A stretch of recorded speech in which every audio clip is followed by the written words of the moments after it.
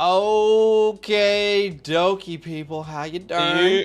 How you darn? Hopefully having a fantastic start of your week. It's a Tuesday absolutely. where you are. It's a Wednesday where we are, and we're excited to hang out with you here tonight. Welcome into the stream. We see ya. What's up, Henry? Welcome in. Macy says 79 days until kickoff. We're gonna get to that point where 60 days until kickoff, and we're like, oh damn. I mean, I Oh, feel like we were 60 days? just 80 days away from the NFL draft, and it's gone now. So Yeah, it no question. I just mean, keeps going. if it was a couple months ago that we were counting down to the NFL draft. Yeah, no, exactly. So, What's yeah. happening, people? Joel says this year's final was so weak, you could argue preseason week one would have been a better watch.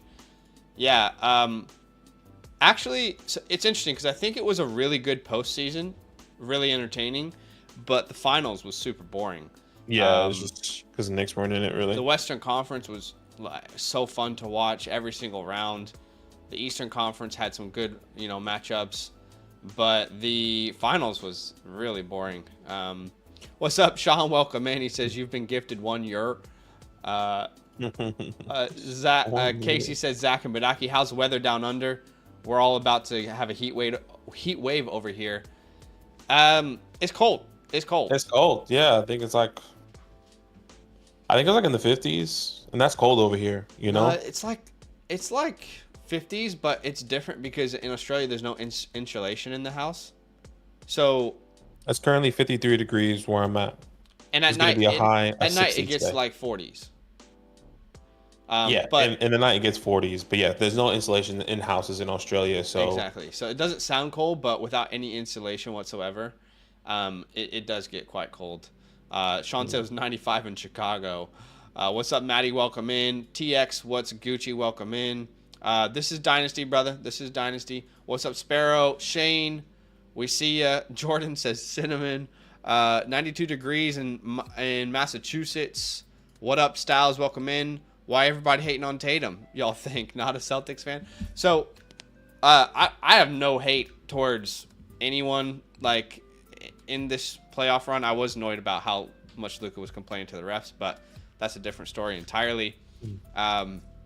Which was funny because I felt that way for both series in the Western Conference, and then it gets to the NBA Finals, and national media picked up on it as well. But anyway, different story. Great player, one of the best players in the NBA right now.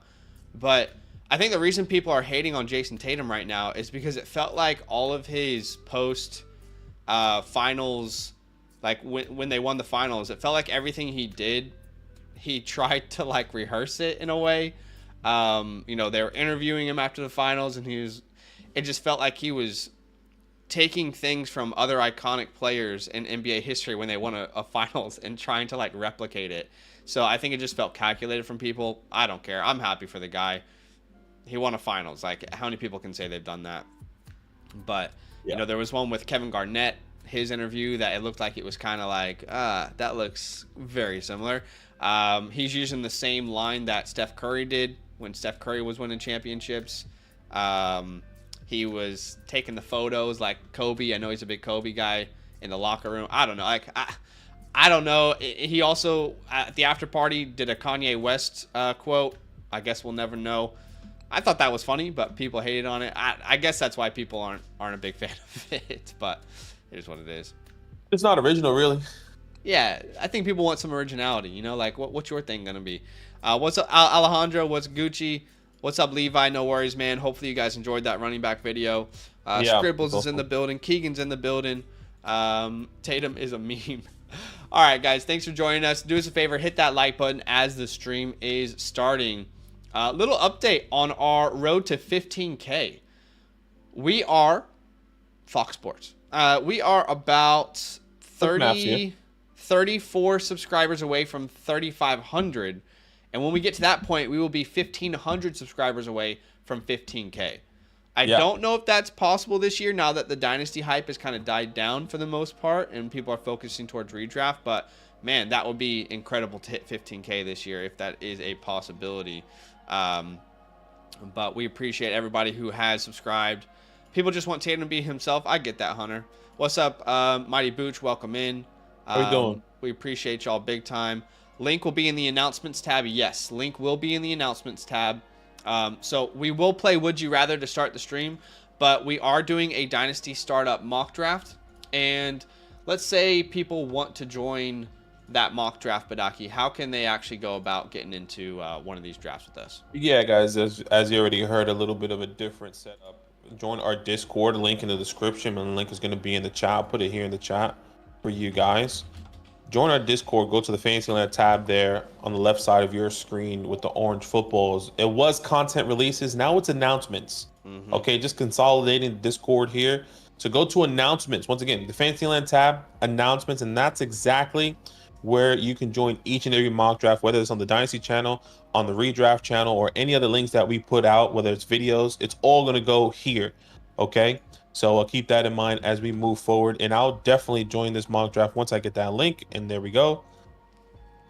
Yeah, no, content releases tab is gone. We just thought we were using 2 tabs to do the same thing. So, yeah, it's all in announcements now. So, yeah, anything, you know, content releases, a new article. I'm going to drop a new article on rookie quarterbacks this week. The video will be on our redraft channel, but it will be on the Flock Fantasy website. That article is going out right now, by the way. 3, 2, 1. That article will go over there. Anytime we announce anything, video, Flock Fantasy website, whatever we do announcements wise will be on this tab, including content releases and live streams. So, so yeah, that is going to fill up very quickly. But we have been starting our streams a little bit different lately. What we've been doing is we've been going to the Flock Fantasy website, looking at community rankings and playing a little Would You Rather. Every time you go to the community rankings over on the Flock Fantasy website, it prompts you with a question.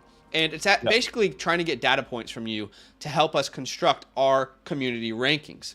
And what we've been doing is we've just been going to that, refreshing the page and saying, all right, which player would you rather take? To start here, I think this is pretty simple. I think everyone is going to go Amon-Ra St. Brown, but we want to get a couple really difficult questions for you guys, like Tyquan Thornton or Antonio Gibson. No, let's find a more difficult one. All right, let's start in the gutter. All right, let's start in the gutter. Shout out to Eric. Anybody seen Eric on Netflix? Yes, we have seen it. Yeah, you've been watching it? Yeah, we finished it. It's pretty interesting. Started from the gutter, now we here.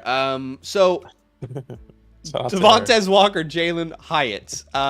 If you had to choose one, the other option is drop both of them and instead pay $10 fab. What do you choose? I choose New York Football Giant. All right, you're gonna go Jalen Hyatt. Yeah, and that's my honest answer. I'm gonna go Jalen Hyatt. I like the draft capital still, 3rd round. Obviously, it's not exciting, but I think he could be in contention to be the wide receiver 2. I do believe it's Wandale, but if Wandale doesn't step up, it's Jalen Hyatt, and Devontae Walker is in that.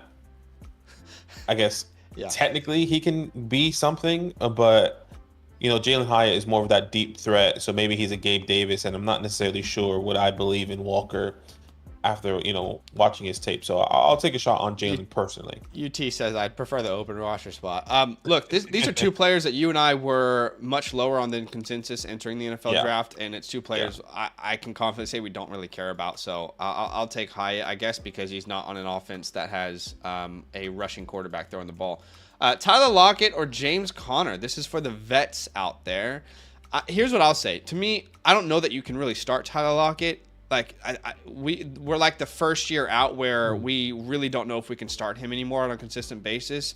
Meanwhile, at least Connor's a startable guy to begin the season. So if this feels like James Conner to me. Yeah, I think James Conner is the more valuable player currently. Like I think of it in okay, who can I sell for more perspective? And I think off the rip is probably James Conner. I think Tyler Lockett in that backfield, but at the same time, you know, Treylon Burks is back there. So if I'm going to go James Conner, Trey Benson. I mean, Treylon Burks might have been a better running back than wide receiver anyway. All right, English is hard. Shakira or Luke Musgrave. Let's assume there's a 0.5 tight end premium. This might be the more difficult one since we've started here. And the only reason I say this is because there's a big Shakira, you know, fan base out there. He's one of those, you know, hive mind names. So who are we going here? Shakira in a wide receiver room with Samuel, Coleman. You got Musgrave, who Tucker Kraft's great, but also all those wide receivers. Exactly. And but there's a tight end premium. I don't think the tight end premium, I always say this, I don't think the tight end premium, even if it's 0.5, really sways me either way. I find that to be really similar. For me, I'm going to go with the upside in Shakira because he can either be the wide receiver 2, and I would even argue the wide receiver 1 on this team. Now, is he going to be the number 1 target? No, it's Dalton Kincaid. But if we're talking about Keon Coleman not being the guy, which I think we're both on the same page, or we don't believe he is, it could either be Curtis Samuel or Shakir, where Luke Musgrave, once again, that depth is pretty deep there at that wide receiver room. Yeah, I understand. I personally will lean Luke Musgrave. I think even if there wasn't a tight end premium, I'm certainly not anti-Khalil Shakir.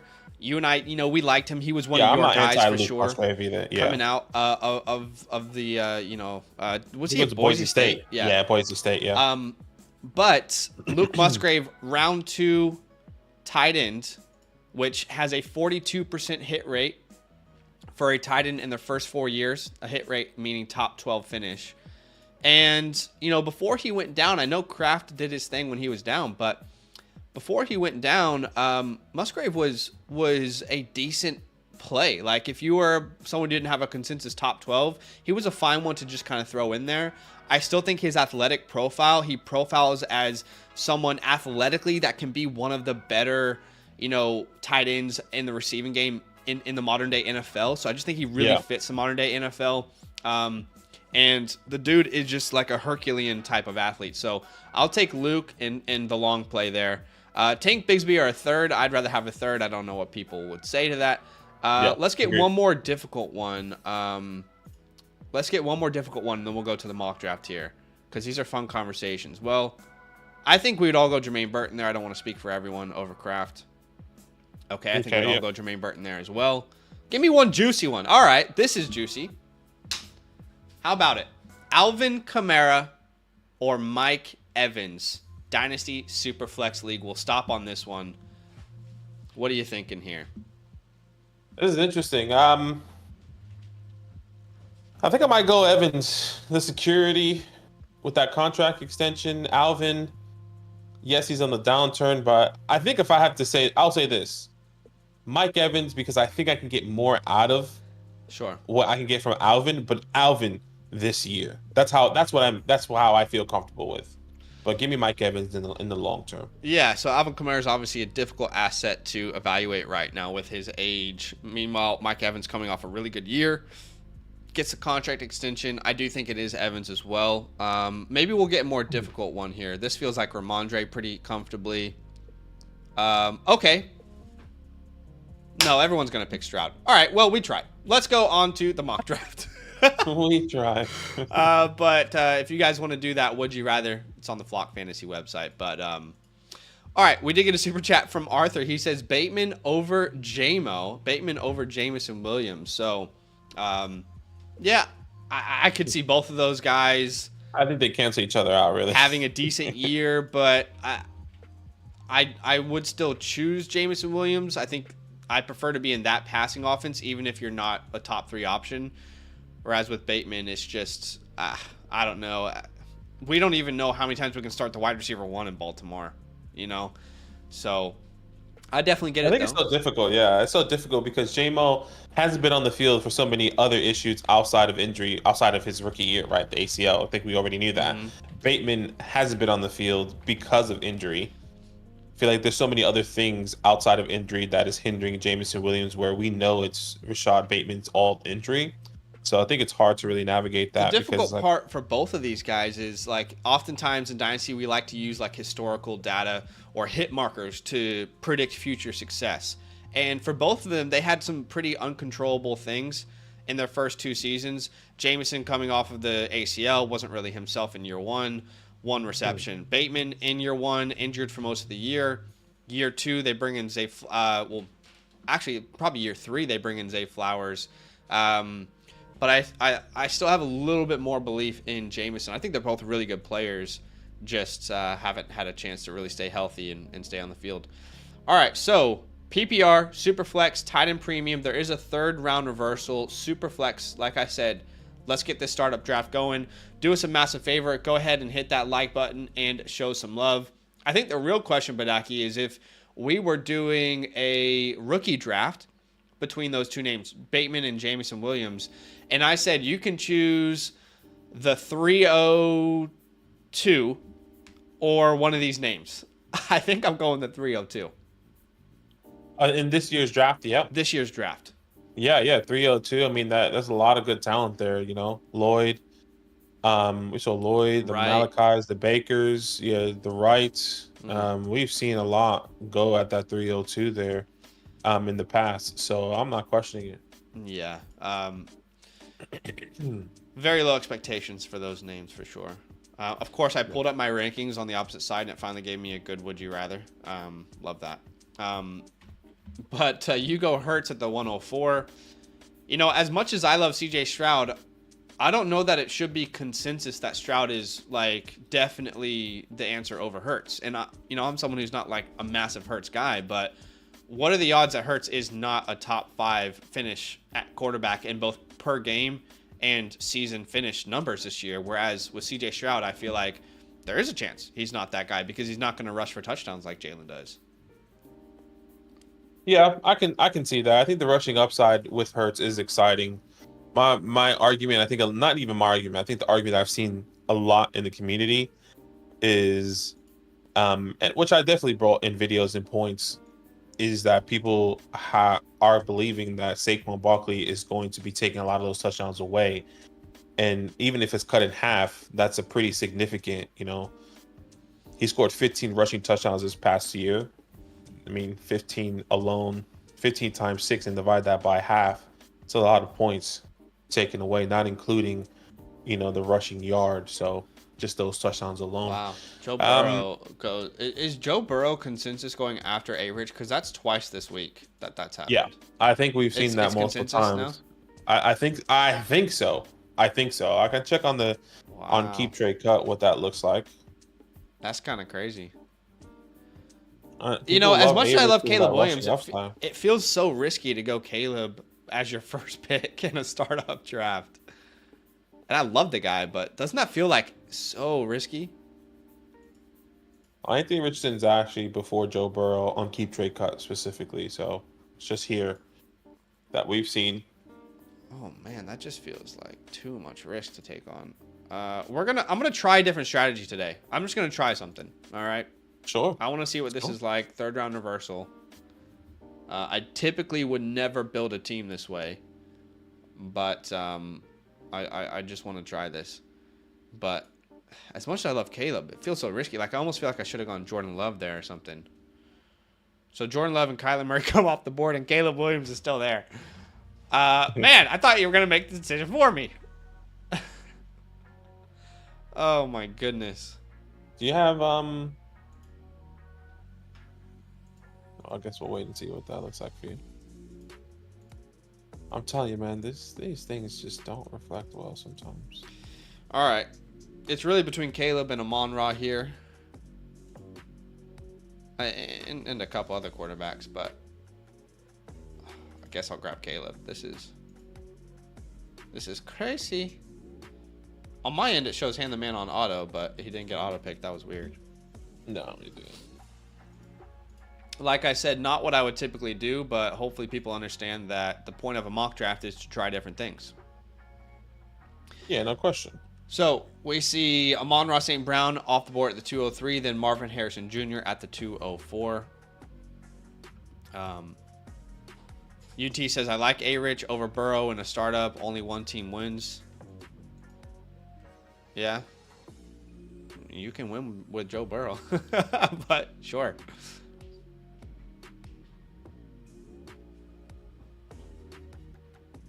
That's who I thought you might go. Where do you have Justin Herbert? Yeah, so I do have Justin Herbert one spot behind Caleb. One spot behind Caleb, okay, because I have Herbert one spot ahead of Caleb. Okay. So yeah, he definitely would have been in consideration there. If I went quarterback, it would have been Caleb and Justin. I'm in this tier, like they're all in that tier. Justin, Love, Murray, Caleb are all in like this tier for me that I think doesn't matter where you go, I'm happy to take. Yeah. But Justin is the first guy on that tier for me still. I still love Justin Herbert. And the fact that you can get him at the 2-5 in a startup is pretty incredible. Where he was going last year as a top 5 quarterback. I love Justin as well, but what I will recognize is that if I draft Justin Herbert over Caleb Williams and I don't play the game of fantasy football for another 2 or 3 months, I'm going to be in a position in my startup where I'm drafting an asset that is not as valuable in the trade market as I could have. Right now, it is much easier to trade away Caleb Williams than it is to trade away Justin Herbert. And I know that simply because I've shopped around Justin Herbert in a lot of Dynasty leagues. He's going for pennies. Justin Herbert's going for pennies. So I think like when I'm making that decision, it's a little bit more like the process over the player. Because again, I could probably trade away Caleb Williams, still end up with the Justin Herbert, and get more on top of it based off of today's current market. Very difficult to sell Justin Herbert, even though he should have more respect on his name. That's fair. I had to make a panic pick there because on my screen it kept saying Joel was picking and he was counting down, and then I refreshed and then I have 5 seconds on the clock. Yeah, unlucky. I mean, I don't mind taking Brock Purdy there. I'll get the 3rd round reversal, so he might not have come back to me. Yeah. So let's wait and see what that looks like. Mr. Bakes-a-Lot asked if you'd rather have Geno or Carr in Dynasty. Geno's. Yeah, Geno, but I can't really sit here and say I'm excited about either of them. So, I think you're happy for Geno because of what you feel that he's going to be producing specifically just this year. And Derek Carr, you're just okay to have a backup for the next 2 years at least, minimum. Wow, so Tyreek Hill goes ahead of... Okay. Yeah. Yeah.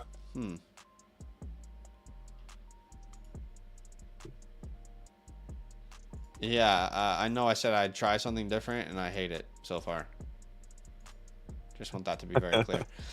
So Gibbs, I felt, went later than I expected. Same with Puka. Same with Garrett Wilson. I expected those guys to go higher. At least that's what we're accustomed to seeing.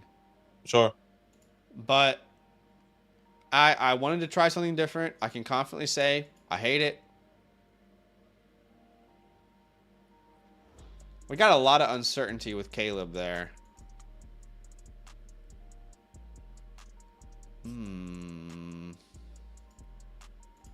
Let's grab a Dak Prescott. Prescott there. Yeah, you know, in these startups, especially with 3rd round reversals, you just gotta. I thought you were gonna go a wide receiver there. I definitely was thinking about it. But I mean, obviously, I think going a quarterback is just as important here in a super flex league. It goes AJ Brown at the 305. That's incredible, I think.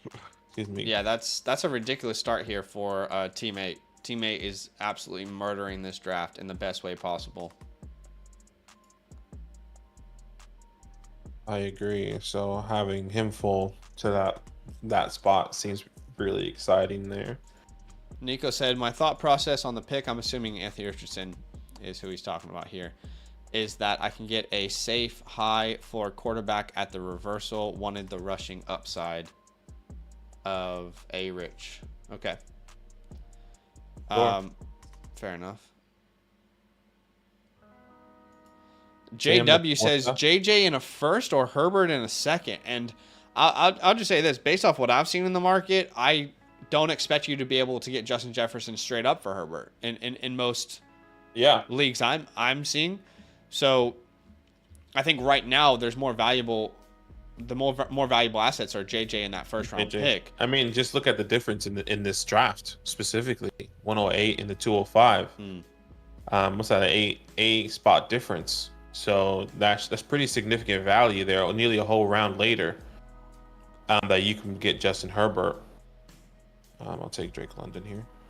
All right, so Olave and Drake London off the board. And yeah, I just want to publicly state that I hate this build so far. Really, and that's okay. But wanted to see what it would feel like. And that's okay, man. Mystic says I picked Tyreek there because most points, and I think he's signing a new contract with his 10 kids. Ooh.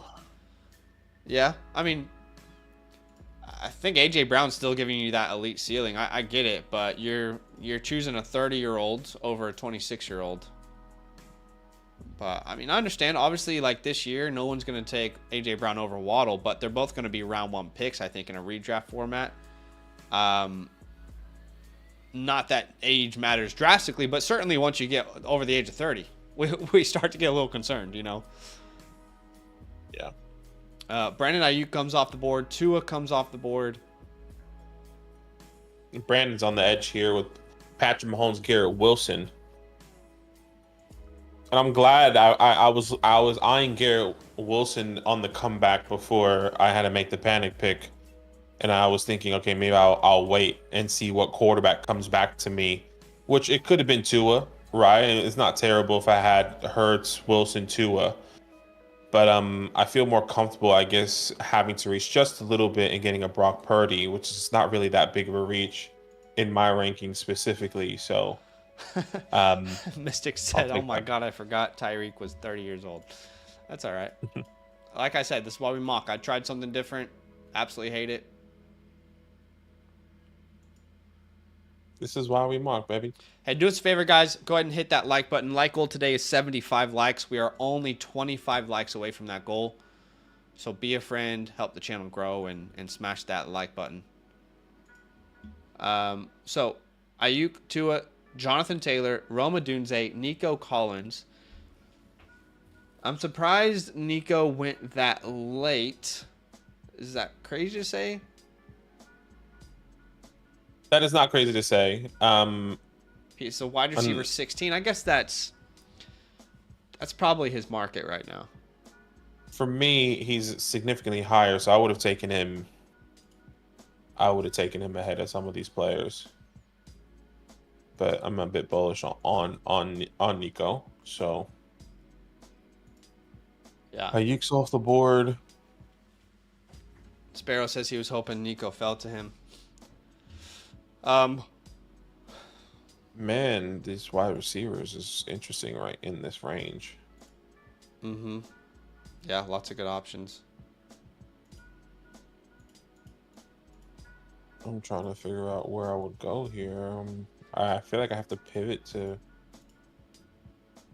I don't want to pivot to running back.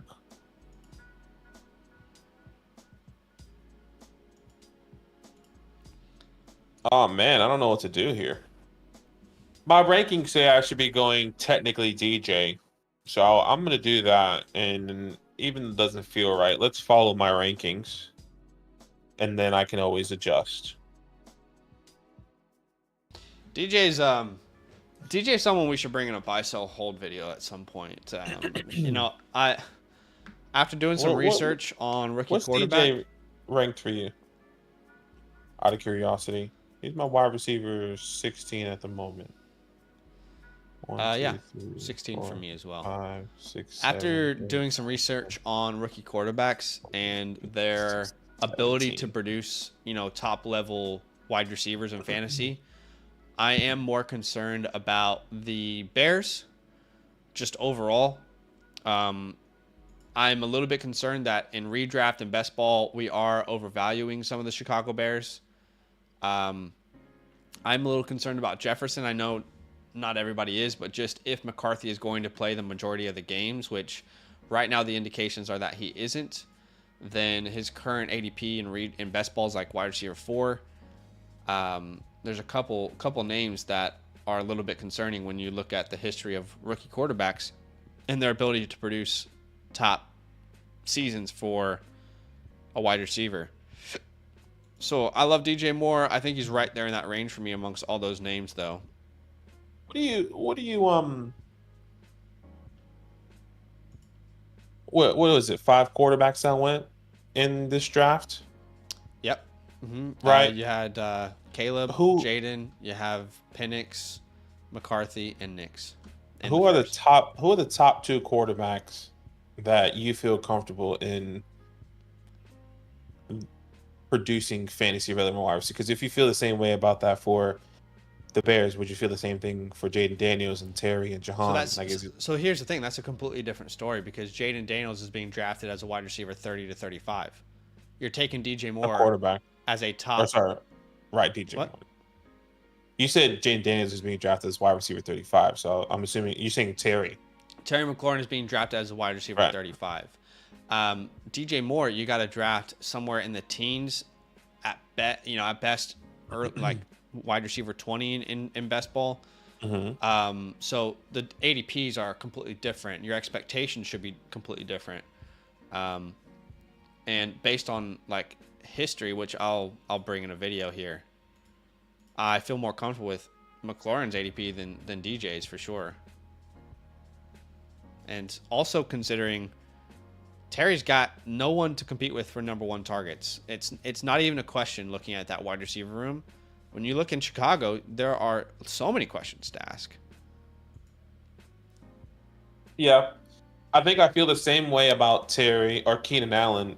The same way I feel about Stephon Diggs. Keenan Allen, and it's not a knock on them. I think it's the transition now in their career, right? They go to a new team that is crowded in the wide receiver room. I think Keenan Allen specifically is a little bit different because he was there and now they bring in Rome. So it's not like they're bringing in two rookies. Nico Collins gets a contract extension. Tank Dell is going to his second year. So I think that situation is a little bit different, but I feel a lot worse for Keenan Allen rather than the Stephon Diggs situation, if that makes any sense. For me, it's all about price point. I'll take Trey McBride here, tight end premium. I get him at the 411. You're joking. It's all about price point. The price point on a guy like Keenan Allen in a best ball league, very, very different, to a guy like Stephon Diggs. So, yeah, you can make a case, similar scenario potentially. Stroud's already proven it, so there's a lot of questions you don't have to ask there. But the price points are just way Sure, price different. point is different, completely different. And that's the thing. It's all process over players in any shape or form that you play the game. My concern is that we aren't thinking through some of these situations enough. Man, I'm really stuck between Metcalf and Pickens. And I know that both of them will not get back to me. I'd love the chat to tell me, Metcalf, Pickens, who do you have more belief in? I probably am going to go DK. Very interested to see what he will look like in this Ryan Grubb offense. Every indication is that they're going to throw the ball a lot more this year. So I'm going to grab DK there. I know he's going to be the number one on his team. I love Pickens, but at least DK is still young. He's already earned that second contract, big time money. And there's a chance that he has one of his better seasons this year. Same thing you could say for Pickens, but hasn't earned that big contract yet. It would have been Pickens, or sorry, it would have been DK for me. I actually in my rankings have a significant gap in between them. Okay. And it's because of the Ryan Grubb's offense versus, Arthur Smith and George Pickens. Yeah, being the wide receiver one over there. Sure. But the quarterback play I feel more comfortable with DK, with Geno and then Russ. So yeah, it would have been DK there for me, but I get the conversations. Yeah. Scribble says, Zach, you mentioned Jefferson's rank this offseason being too high. And by the way, I'm talking specifically best ball leagues. I'm not really concerned in Dynasty or redraft formats. I'm speaking to. He says, how much lower could you drop him? Because I personally can't go below 5. Going AJ or Garrett Wilson or Puka over him is a big talent gap. Yeah, no, I don't have any of those names over him either. But, for example, Amon-Ra St. Brown is currently consensus going behind him. I do think Amon-Ra is the much safer play. And I really don't want to mess up my round 1 pick. I get it. I get how good Justin Jefferson is, but I think Amon-Ra is the main one. I have Chase, Tyreek, Amon-Ra all above Justin Jefferson. So, yeah. But no, I'm not taking Puka over him or Garrett. Yeah. Although, agreed. Based off where you can draft those names, I think you can get Garrett and AJ potentially beginning of round 2, maybe even Puka. And if that means you can start a Bijan, Garrett Wilson, that kind of route, that's a little more interesting to me than like a Jefferson, Saquon start, for example. So, yeah. Yeah, that middle where Justin Jefferson's there, but you don't feel as confident in the quarterback play with Matthew Stafford or JJ McCarthy. It's kind of hard because you have to navigate it. You have to understand Puka is going to have a drop in his production, at least in my opinion, with Cooper Kupp. And then Justin Jefferson is also going to have a drop in that production. But you just know that Jefferson is going to be demanding I mean, so will Puka. But I think Cooper Kupp demands targets there as well. Unlike, I'm not saying Addison doesn't demand the targets, and he will be respected in that offense. But Justin Jefferson is just at a different level. And I don't think Puka and Cooper Kupp, or Puka after 1 year, is at that level of like the respect that Justin Jefferson is getting in a defensive standpoint. All right, so Pickens is off the board. We've got a run of tight ends, so I feel good about getting McBride there before we get some tight ends off the board. Man, I think McBride could be an absolute cheat code this year. When did Zach Ertz go down? I want to remember when he went down last year. Last year he went down in week 7. I want to know week 8 onwards what McBride was looking like. Because people forget he wasn't really the starter. Week 8 onwards, Trey McBride was averaging 15 points per game. Had 66 receptions in that time. Which means... How many weeks was that? How many games did he play? He played 10. So in a half-point premium, he's actually averaging 18.3 points per game from week 8 onwards.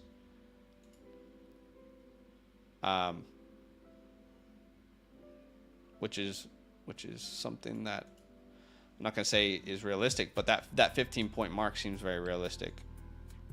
Yeah. I was hoping for Lad to get back to me there. That's what I wanted. Pitts, Brian Thomas, Addison Jason, Mark Andrews, who I don't get the Mark Andrews hate. I really feel like he's like one of the last guys in this tier of like elite tight ends that you can build around. I don't understand how he lasts around 6, but congratulations, Brandon Johnson. You're building an absolute squad. Brandon Johnson. Lad McConkey off the board at the 602.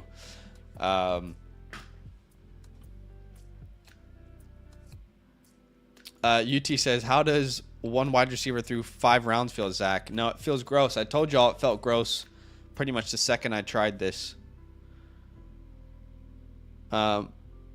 Building the wide receiver room, zig when others snipe the quarterbacks, Joel says. Who has a better year / future, McBride or Kincaid? Why it's asking. I think year is going to be Kincaid because he's the number 1 target in that offense. At least that's my projections. Where obviously McBride is going to be the 2nd target in that offense. So I automatically see that boost in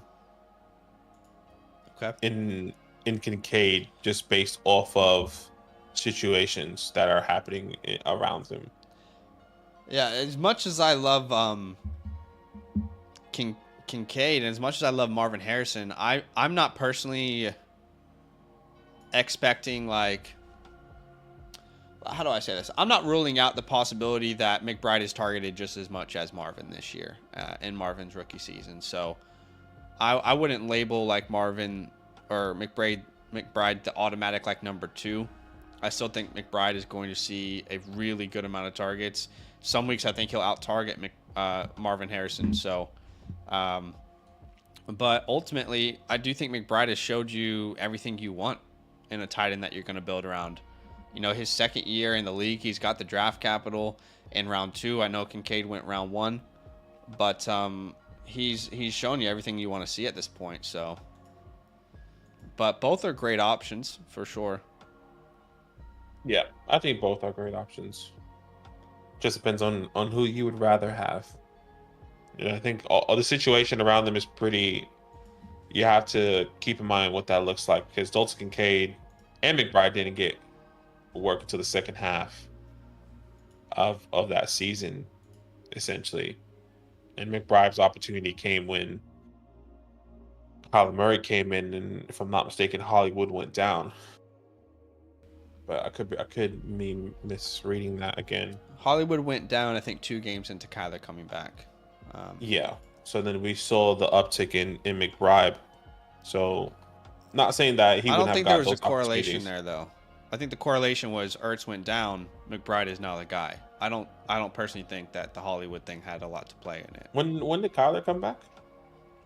Was the same I time don't have it Ertz in front went of me. down? I don't have it in front of me. You'd have to have a look. Let's see, Kyler. All right. Came back week 10.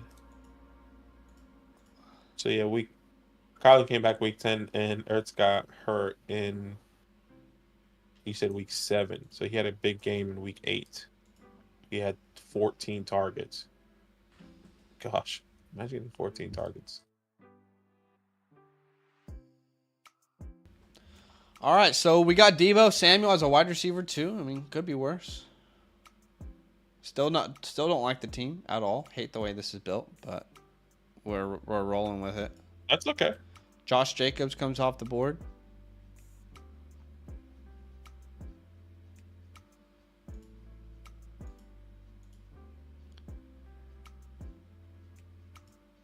Green targets. Yeah.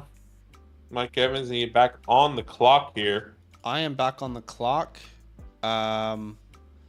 And, you know, I feel like this is the cheapest I'm going to get a quarterback 3. So we're going to grab Deshaun Watson here in the 7th round as our QB3. Love Caleb, but I just think this is the cheapest you'll get these quarterbacks. Yep. Hunter says, I think Laporta, Kincaid, and Kelsey are top 3 in targets, with Andrews being 4th. McBride and Pitts, I think, fight for 5th. You know, interestingly enough, Laporta wasn't like, if I'm not mistaken, he wasn't like dominating targets. He had a lot of touchdowns. Yeah, he wasn't. Yeah, Laporta last year was 5th in targets. Mm-hmm. Yeah, and they say they're gonna add Jameson in now. I'm not saying we should be worried about Laporta at all, but I don't know about you. I think I'm more concerned. Like, how do I say this? I feel like McBride will have more targets than Laporta, is what I'm trying to say. Yeah. I think McBride and Kincaid, I would bet, to have more targets than Laporta this year. McBride will have more than Laporta and Kincaid. I would say Kincaid would have more. I think it'll be really close with Kincaid and McBride, but I can see the distance in Laporta because of what we saw this past year. Laporta was on the better offense. He had more touchdown opportunities. I mean, Kincaid just wasn't like the dude yet, like Laporta was. But I think I see McBride being, you know, getting more targets than Laporta personally. Yeah, that I can see. With Kincaid, I think it would be Kincaid. In that same time span, weeks 8 to 18, by the way, when McBride became the starter, both guys played 10 games, McBride and Laporta, but McBride had 14 more targets in the same amount of games. And if you average those targets out, McBride was getting 8.5 targets per game. Laporta in that span, again, when McBride became a starter onwards, still good, but 7.1. So 1.5 less targets per game in that span. Now, of course, you add Marvin Harrison Jr. 8.5 might be unrealistic. But yeah. Let's just see what This round is probably not what Team 1 was looking for. Trying to push that QB2 down the board a lot. And is he going to push it again? Maybe. Let's see. Yeah, why not push it? Keep going. Will Levis, it's a nice Okay. one. I was hoping So for him Levis to be off my the board. QB3. Plenty of quarterbacks out there. Plenty of quarterbacks.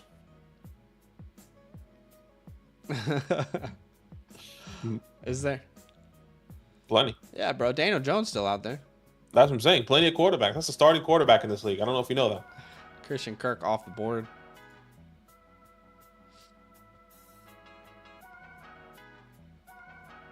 Keegan says, if Caleb's a consensus #1 rookie pick, why are we not comfortable picking him there? I feel like I address a rookie draft and a startup draft very different. There's so much to lose with the first pick in your startup draft. It can completely derail. In a rookie draft, yes, there's a lot to lose, but I feel like you are oftentimes trying to play like best case scenario. If Caleb does what CJ Stroud did in his rookie year, these are the conversations we had. He'll be one of the most valuable assets, right? But obviously, when you have guys who aren't old, who are young, who have long-term contracts, who have done it already, given you what you want Caleb Williams to give you at that point in a draft, I feel like you approach those two things different. And the way you approach risk is also different. You're on the clock here. Yes.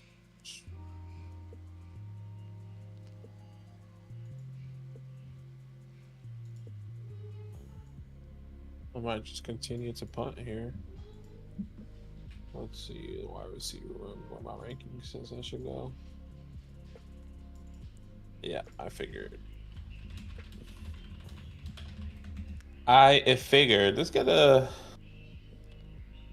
Let's stack it up here. Get a nice little stack here for the future. Ricky Pearsall off the Slick board. Rick. Cooper Cup.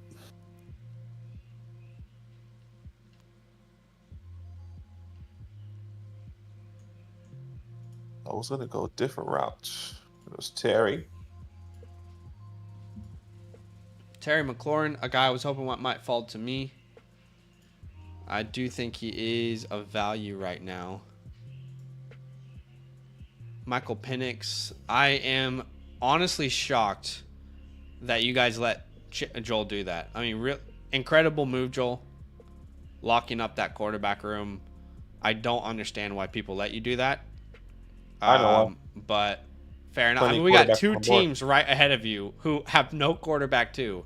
And they said, you know what? Let me choose the wide receiver who's in his 30s. Plenty of quarterbacks I'm joking. on the board. I'm just joking. But yeah, to me, if I ever see Kirk Cousins go off the board, I'm like, I know Michael Penix is soon. So I'm not gonna let him fall any further. But Joe don't got to worry about it. He got the quarterback of the future.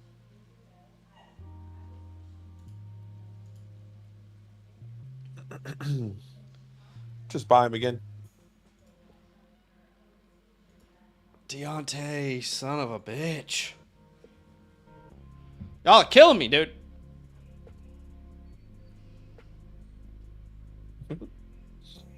Y'all are absolutely killing me.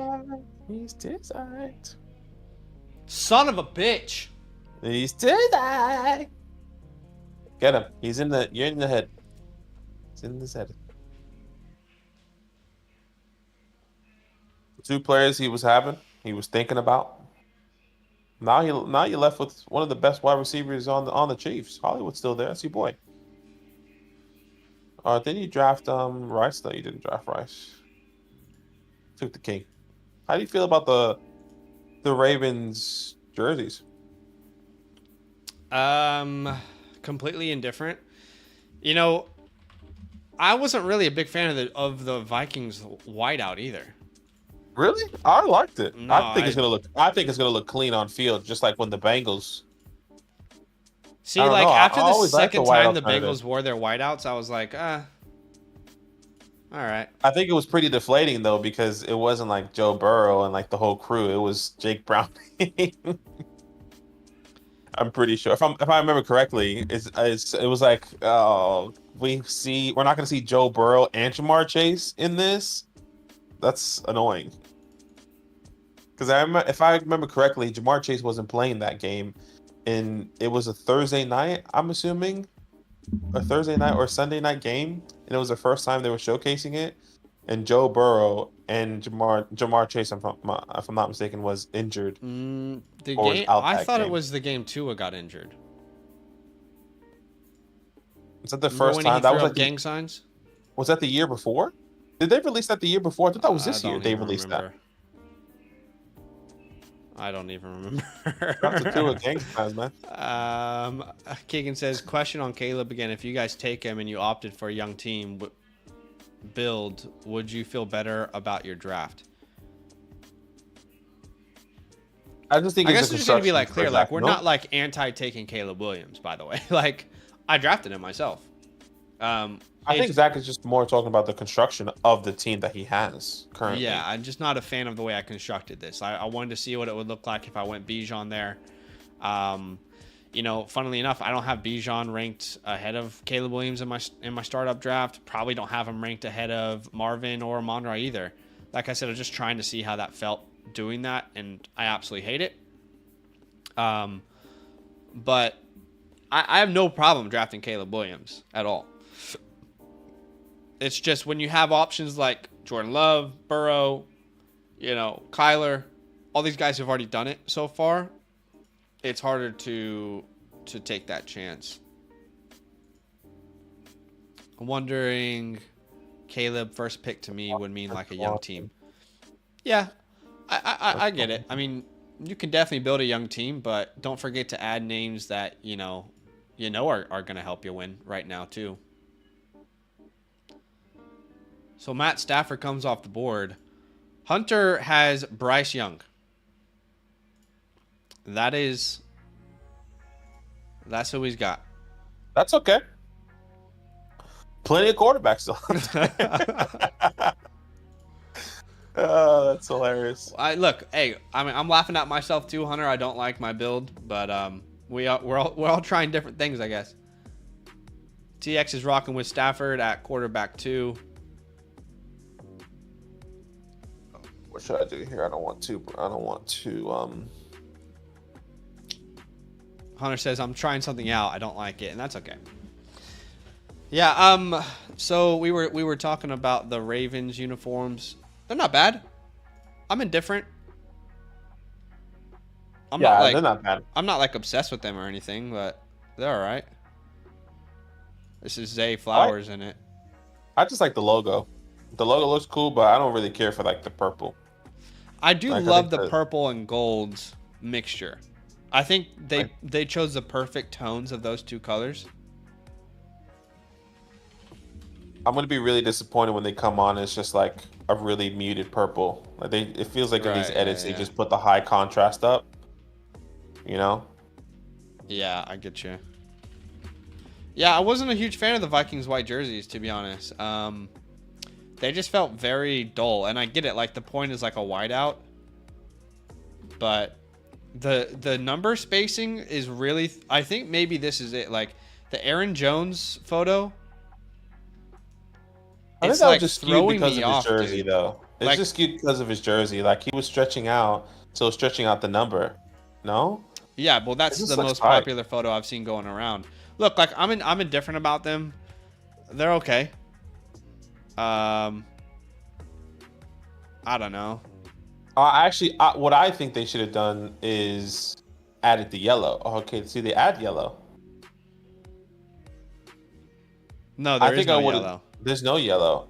Maybe like where the strip is on the horn, that's where the yellow could have been. Like you just need a little pop of yellow, because I think I don't know, but maybe that's defeats the purpose of the whiteout. Yeah, I'm just super indifferent on it all.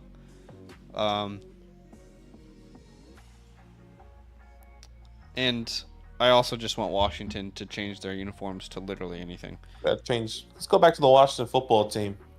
I don't need us to change like branding necessarily. I just need new jerseys at minimum. I wouldn't mind a branding change, but at minimum, we need new jerseys because those are easily the worst jerseys in sports.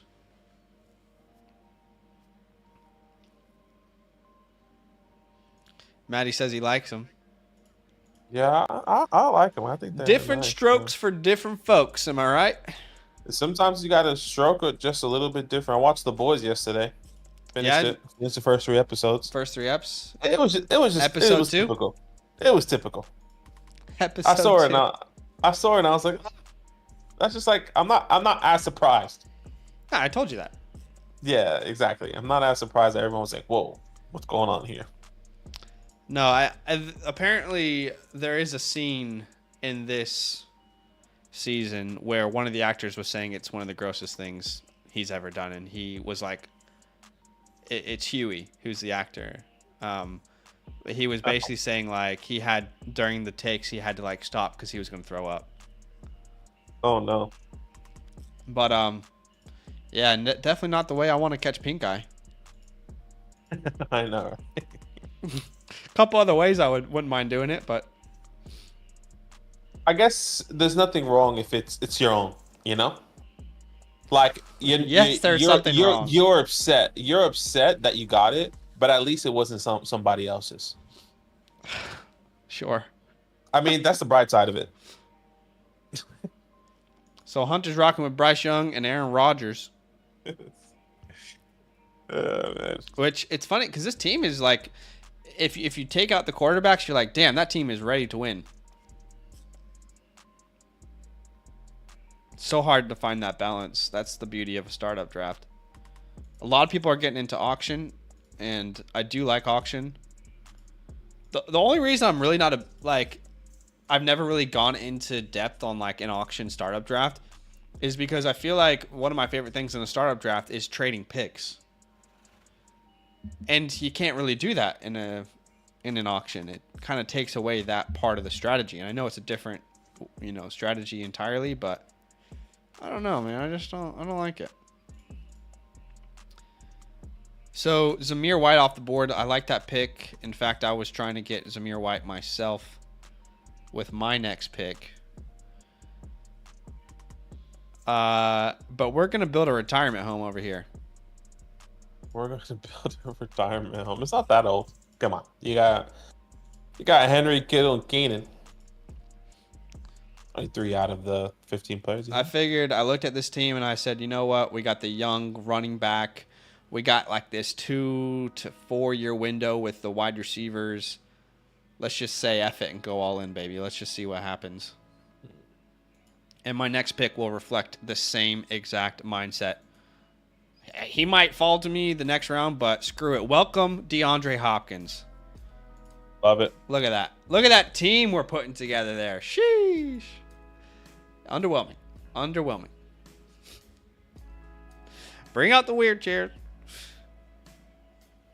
Cool. What are cool ways of catching pink eye? Good question. Watch the boys. Good question. Just watch them. What is auction? Oh, by the way, we haven't really done this yet, but just a heads up, if you're a member with us over on the Flock Fantasy website, then you will already have access to this when it comes out, but we are releasing our draft guide for in-season format, so if you play best ball or redraft, the draft guide will release. July 1st is our soft target date at this point, but anyone who is a member over there on the Flock Fantasy website, it can be Flocker, it can be Mother Flocker. You'll get access to the databases and the draft guides that we release. And we keep talking to you guys about how our rankings in redraft and in best ball are based off of projections. It's all through a projection machine. So just a little preview of what will be in that draft guide. One of many elements will be projections for every single team. So you can see an example here with the Eagles. We'll show you on a team level what we're projecting, what that looks like compared to the rest of the NFL. We'll show you exactly where every percentage of the rushing market share is, every target is going. what we project from the perspective of like targets, yards, all that will be available for every single team, and it will be reflected in our rankings. But this is just one of many elements. You'll be able to see every single team from every single conference, and cool little update for you guys that is happening over there on the Flock Fantasy site. I'll put a link in the chat if you want to sign up, and maybe you can clown our projections when they come out. But Justin Fields comes off the board at the 11:08. Any update on Justin Fields from the perspective of how you feeling? I know I've kind of ruled him out, but you are a believer. Any update there? I'm a believer in the second half for upside. I'm not a believer saying that he's going to be a future guy or get a contract extension. I don't see this quarterback room only being Russell Wilson this year. And if you want to shoot for upside for QB3 or maybe even QB4, that's somebody that's going to potentially be starting 8 games, Justin Fields could be that guy. Sure. Right? So that's kind of where my head's at when I think of me believing in Justin Fields. I just believe that he will be on the field, where a lot of people are saying, well, I'm not necessarily sure. It's going to be Russell Wilson and only Russell Wilson. I think we're going to have a little bit of a different outlook of what those Steelers quarterbacks are going to be bringing coming into this year. So Kendre Miller, Marshawn Lloyd off the board. I was definitely hoping to okay, that's what I wanted to talk about. How the hell is Jaylen Warren going that late when Najee Harris goes off the board in the 9th round? How is there that big of a difference in these guys in Dynasty right now? I mean, in Dynasty, I think I prefer Warren. Yeah, I think it's because it's the cheaper price, no question. I'm just saying, like, straight up, if you were like, hey, you can add one of these guys to your team, I think I'd add Warren.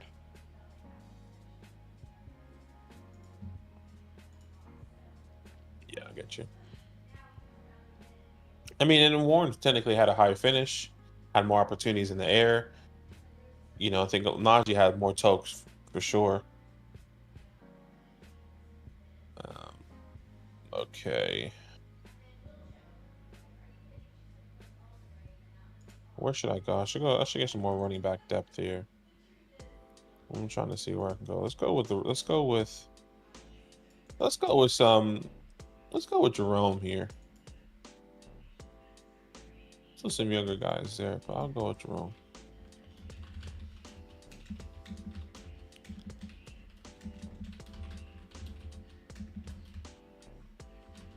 That's what I would say.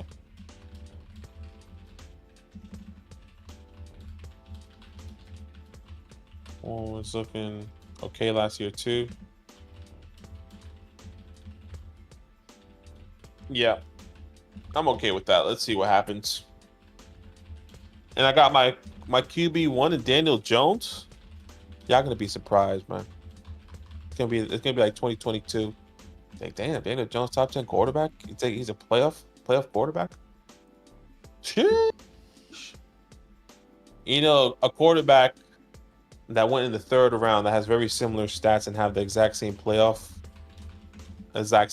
wins. Trevor Lawrence, Daniel Jones. Look at the difference there. Look at that difference. And they both have the same belief from their franchise based off the contracts recently. Sure. I mean, Trevor Lawrence. I mean, overpaid. You gotta pay. I think it's an absolute joke that they paid him that much. To me, it's silly. I'll be honest with you. I think it's silly that people thought there was another option. I think that there was. What did you want the Jags to do then? No, I was okay for him to get the contract extension. No, you're saying it's silly. They overpaid. So what would you prefer the Jags have done? What do you mean? Don't give him that much money. Okay, so the alternative was you let him walk in free agency? I don't think another team would have paid what the Jags paid. If he enters free agency, you don't think the Raiders throw him that money? That's just one team off the top of my head. To make him the highest paid quarterback in the NFL? Absolutely. You think he enters free agency and he's not the highest paid quarterback for a team who's quarterback needy? I don't know, man. You don't I'm think the not Raiders saying throw him that kind of money? I don't believe he is worth 200 million.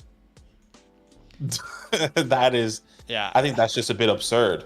To I me, I believe feel he like that. deserves a contract. I agree with you. He deserves a contract, and having to pay him that, I think I would look at that franchise and be like, damn, that's a little bit tough. Like kind of like Kirk Cousins. When I saw Kirk Cousins contract, I was like, damn, that's a lot of fucking money for Kirk Cousins, who is just your bridging quarterback, technically after drafting Michael Penix. You Yeah, get I one. just think I don't know. it's an echo chamber on the Trevor Lawrence contract, and that's what frustrates me is just this constant echo chamber of, oh my God, they paid him so much money. It's like, okay, so let's play. Since it was such a bad decision, let's play the alternative. And every time you play the alternative, it makes no sense for the Jags.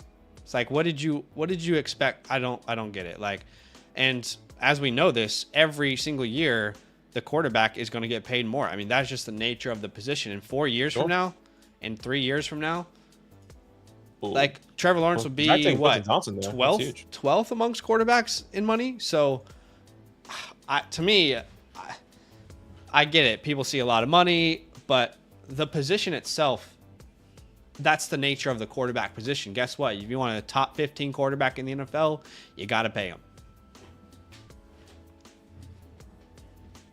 Sure. I mean, I don't know. I think the same was said about Daniel Jones, though. And No, at the time, no one at that felt like time- Daniel Jones the way they feel about Trevor Lawrence. I No, can't. I don't know. I know. I'm just saying, at the time, Daniel Jones getting paid that money was absurd, and he was a top 6 quarterback. Trevor Lawrence You is the mean highest paid quarterback. paid?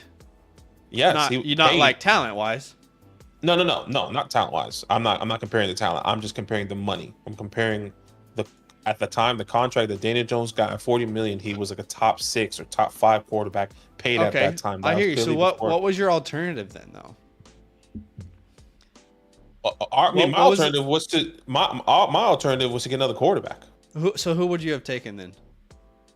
I would have been okay with any other quarterback that we're not paying $40 million for. I mean, now it looks like pennies, and the deal that they got was a 2-year gap. Exactly. Essentially, it's the structure of that contract is pretty significant. I don't know I haven't looked into Trevor Lawrence's structure. So your alternative wouldn't have been to draft Will Levis, I guess, in the NFL draft. I mean, it's funny. You kind of made my point though. Like in the moment, you thought it was a lot of money, and now it's like, nah, it's not bad. I'm saying I'm agreeing with you. Like I'm changing my tune. I'm saying I'm agreeing with you. I'm saying it was the same thing that people were saying about Daniel Jones at the time. So I was saying I was agreeing with you, not disagreeing. Sure. I'm going to take, because I agree. Like, I get in a people couple like- years when you get Joe Burrow, like, because Joe Burrow still hasn't been paid. CJ Stroud when he gets his second contract. I get like who people's else? initial Brock reaction Purdy. to it. I just don't think people are actually thinking through why it happened. And ultimately, like, yeah, guess what? If the NFL was doing like a fantasy draft and that's how the NFL worked, and it's like every year, let's just redraft all these players. Yeah, Trevor Lawrence isn't going to be the number 1 overall pick at the position, but it's a nature of this position that, hey, if you got a guy that you think is your franchise player, you don't let him walk out and let someone else sign him. You pay him whatever the market determines that you pay him. It's different with other positions because other positions aren't as important. Mm-hmm. Yeah, I mean, I think my initial reaction, I wasn't expecting Trevor Lawrence to get that money. And to be fair, if you think about who is going to be getting paid, it's really Joe Burrow. Well, Justin Joe's already Herbert been paid, but Jordan Love will get that kind of money. Okay, Jordan Love, Brock Purdy. Tua will get that kind of money. Tua's already projected to get 50 million. Like, that's way more than what I need. Let me look at Trevor Lawrence's contract. T-Law got 55 a year. So okay. Expect Tua at least to get that. But here's the thing, like when that happens, there will be everyone this echo chamber of, oh my God, why'd they do it? It's a dumb move. And it's like, all right, let's think this through critically, you know. Let me see what he got in a year. Let's see. Where's his contract? 5 years, 275 contract, including a $37 million signing bonus, 200 guaranteed. Average 55. Yeah, 55 a year.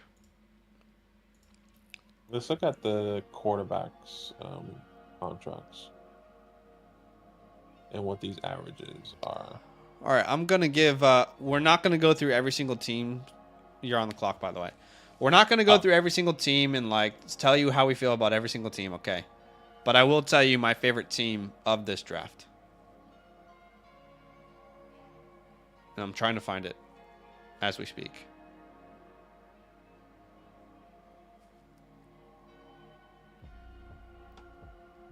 All right.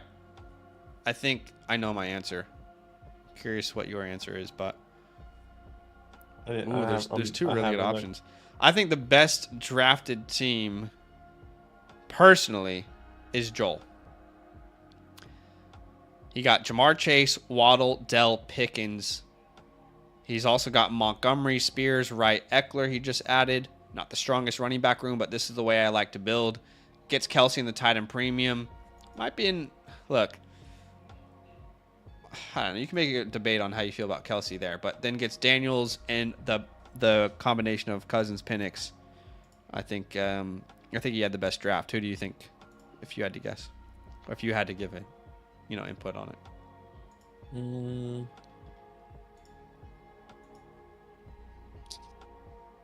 Just going through right now.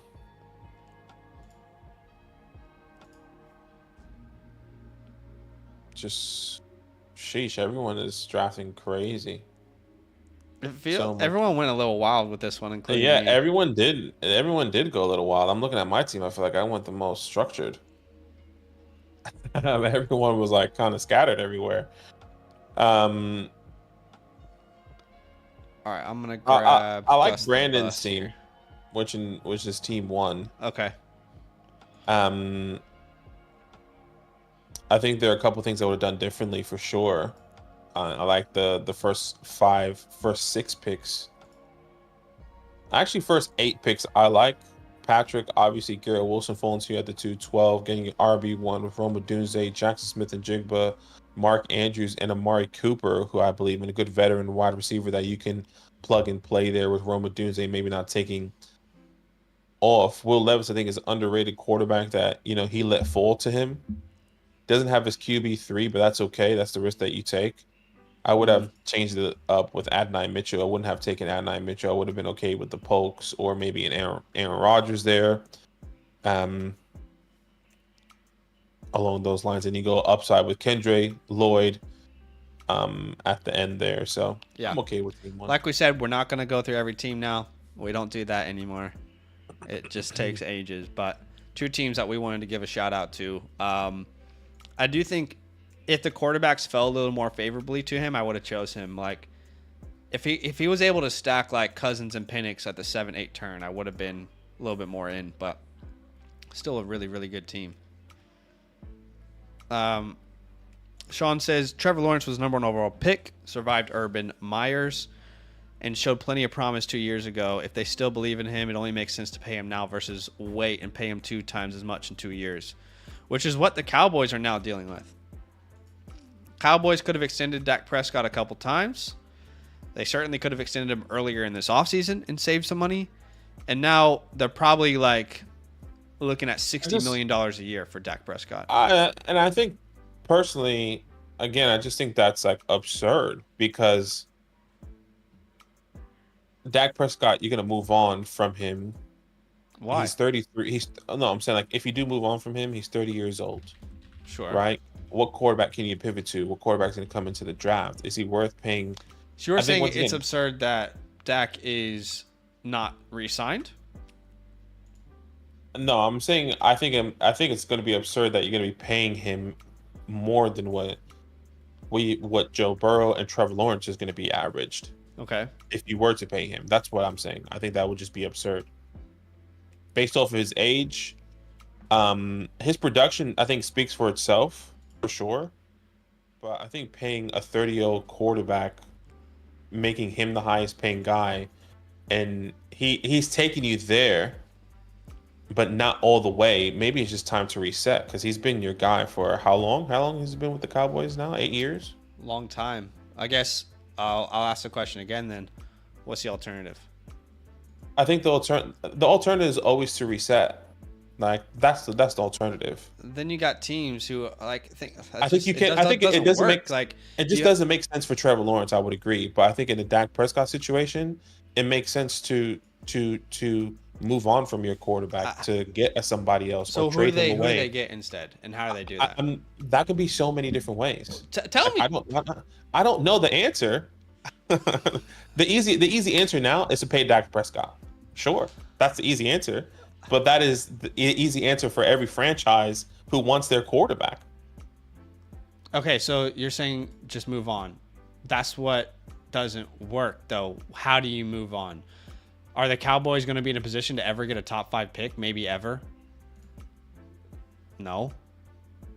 Sure. So what do they look at? Free agency? Dak's going to be the best quarterback in free agency. I'm not disagreeing with you. I'm just saying teams eventually have to move on. And is it worth paying Dak Prescott 60 making him the highest paying quarterback at the age of 30 at this moment? He still has to pay CeeDee Lamb, he still has to pay Marco Parsons. I get it, but I don't know. I think like as a business decision, is that going to be the best thing for your franchise? If you want to say business decision, then we have to think about this outside of just can a team win a Super Bowl. As a business decision, it's going to very much hurt your business if you don't sign Dak Prescott. Because who are you going to have at quarterback? What name are you going to have at quarterback? How is he going to lead your team? Do you even know if he's going to help you win games? He's going to take a shot on the Kenny Pickett next year, and I just think that's the risk. But that's the risk on every franchise. That's the risk that they did for. Right, but the Cowboys don't have to put themselves in that position. I'm trying to ask, like, what is the alternative? No, and I'm telling you, I can't give you. I can name so many quarterbacks that don't have a contract that they can trade for, but that would just be absurd, right? But that's what I'm saying. Anything can happen in those situations, right? What if they get rid of Dak Prescott? And they get a Geno Smith if they wanted to because he's finished with his contract. What if Tua doesn't get the contract extension that he wants and they trade for Tua somehow? It just seems absurd that I say that. That's what I'm saying. I don't know the alternative. I think the alternative for the franchise would be to reset instead of making Dak Prescott, in my opinion, at the age of 30, the highest paid quarterback. I think the issue is you can't answer the question. You're saying it's absurd, but you're saying I can't tell you. Because if I tell you right now, the best thing for the Cowboys to do is not pay Dak Prescott and go out and trade for Tua Tags. What are you going to say? I'm going to tell you the Dolphins are going to sign him. That's what I'm saying. It seems absurd. But Aki, how do you not understand that your answer makes no sense here? Like, I am asking you, my answer is to reset. Okay, that's my answer. So what is the next steps then to reset then? What do teams do to reset, Zach? I mean, we know that answer. To go out and get your next guy. Okay, it's going to be a rebuild. They're going to be in the NFL draft. It's going to be rebuilding just like any other franchise, just like the Eagles have done, or just like the Colts have done, just like the Bengals have done, just like every other franchise. They go out and get their quarterback. Yes, maybe the quarterback class is not the best next year. Guess what? The Bengals have the #1 overall pick. The Cowboys will never be in the top 5. And how do you get into that position? By letting Dak Prescott walk and then having to reset. That's the answer. Okay. How is that not how it works? That's what happens when you get rid of your franchise quarterback, and where do you go from there? Again, you're asking so if I'm the owner of an NFL team, and my team is currently like one of the most well-known brands in the entire NFL, I'm not just thinking about can Dak Prescott win me a Super Bowl. I'm thinking about if I lose Dak Prescott and I just hit the reset button because we're not good enough, like it's Madden, all of a sudden, all of the money I'm making is now in jeopardy. My sales for jerseys, my sales to put people in seats, what I can charge for those seats, what I can charge for you to buy a hot dog at my stadium, what I can charge you for parking. You know what's so good about that? Everything is that they're changes. the highest, they're one of the biggest franchises, like you said, in the world. Everyone in the world And knows there's a Dallas reason Cowboys. for that, brother, because they're constantly in it. Yes, I understand that, but to get into the next stage to win, maybe the best answer is for them to reset. I'm not saying that's what they should do. I'm just saying having the conversation. And would I be paying Dak Prescott $60 million at the age of 30? I don't know if I would do that. I mean, but I'm not a GM. I don't really know anything. Mm-hmm. But that's just something I we think disagree on. that's a Madden mindset right there. I don't even play Madden. So I don't even play Madden, so I don't even know. Well, that is the Madden mindset. Yeah, let's just trade Dak Prescott and draft a rookie in the draft and build him up through, you know, the drills that you can do on Madden, and it'll work. It's just, I don't know. It just doesn't work like that. I get it, and it doesn't work. I don't think it works to break the bank and then not get anywhere. You're getting to the playoffs every single year. This is why then you lose. What that does for your brand, what that does for your business is exponentially more important than you just trying to tank. Sure, I can understand that, but I think what comes out at the end is going to be as important. And you know what's funny about this whole thing is, like, why don't you ask Washington what it's like to just try and get a good quarterback in the draft? Like, you're assuming that the quarterback they draft is going to be good. How about the Jets? How's that worked for them?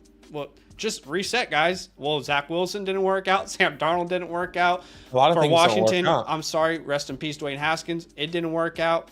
I mean, you can go through the list of people who reset, and then they're in a position where the quarterback that they draft every couple years is not good. Sure, but That's the alternative, is like, let's take this brand that's always in the playoffs and just maybe get a guy. look, I don't know. Sure. I guess we'll wait and see what happens. We'll agree to disagree, but there's a reason the quarterback position is the highest paid position in the NFL, because it's the most valuable. Sure, and there's a reason they're always getting drafted in the top 5, because they're the most valuable and they're difficult to find. I think if we think of it as a whole, Dak Prescott is the least of my concerns with Michael Parsons and CeeDee Lamb there. They're not going to be able to pay all 3. The first person that is gone in this roster, if you want to keep all 3, is most likely Dak Prescott. That's just not true, though, because that's not the way the salary cap works.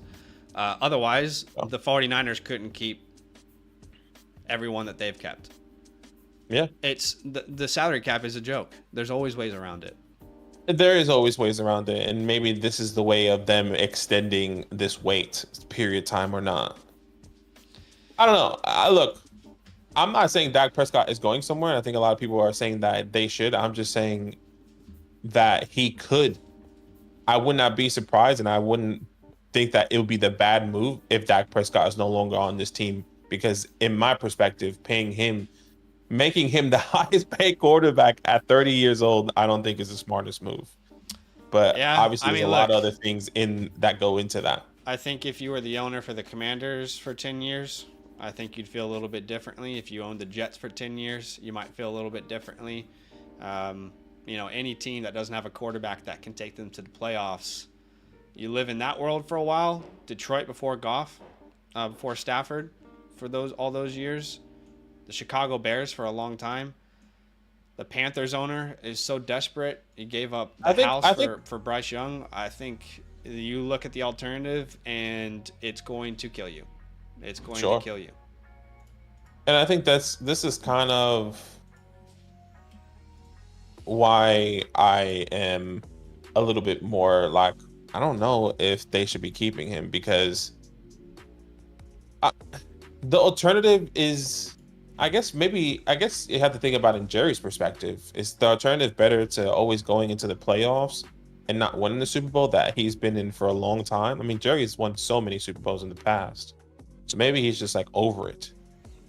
I wonder what Jerry is thinking currently. I don't know. Let me hit him up. Great friend of the show. Sure. Yeah. All right. We are going to review someone's team tonight.